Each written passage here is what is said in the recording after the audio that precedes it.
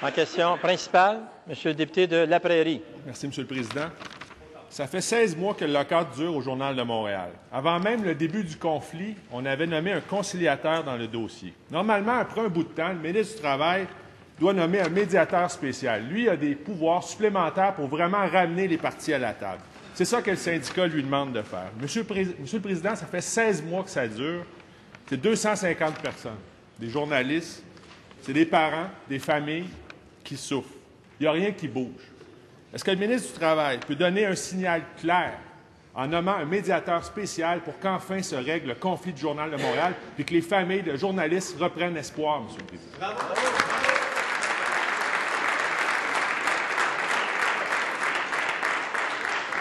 Monsieur le ministre du Travail. Merci, Monsieur le Président. Je veux remercier le député La Prairie pour sa question. Définitivement, notre grand souhait comme gouvernement, comme citoyen du Québec, voir ce conflit-là se régler le plus rapidement possible. Et d'ailleurs, j'envoie encore un autre message, Monsieur le Président. Nous encourageons les deux parties à discuter, à négocier, et nous souhaitons fortement que les deux parties arrivent à une entente le plus rapidement possible.